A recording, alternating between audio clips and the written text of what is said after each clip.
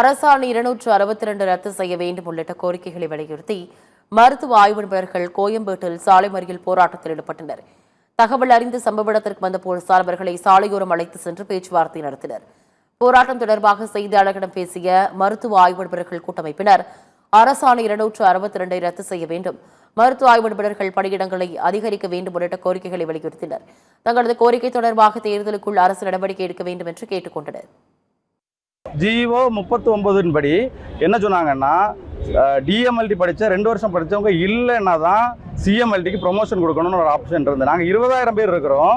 அவங்க காசு வாங்கிட்டு என்ன பண்ணியிருக்காங்கன்னா, ஜிஓ 262 இதற்கு முன்னால் ரிட்டையர்டான டிஎம்இ ப்ரொபோசலில் அந்த ஜிஓவை இம்ப்ளிமெண்ட் பண்ணியிருக்காங்க. 60,000 பேர் கோரிக்கைக்கு செவி கொடுக்காம அந்த அரசு பணிகளில் இருக்கக்கூடிய பிரைமரி ஹெல்த் சென்டரில் வேலை பார்க்கக்கூடிய ஆய்வக நுட்பனர் நிலை 3 காசு கொடுத்து அந்த ப்ரொமோஷனுடைய ஜிஓவை மாற்றக்கூடிய அளவுக்கு இந்த அரசு ரொம்ப கேவலமான ஒரு செயலை செய்வதற்கு இதை நாங்கள் வன்மையாக கண்டித்து போராட்டம் பண்ணோம்.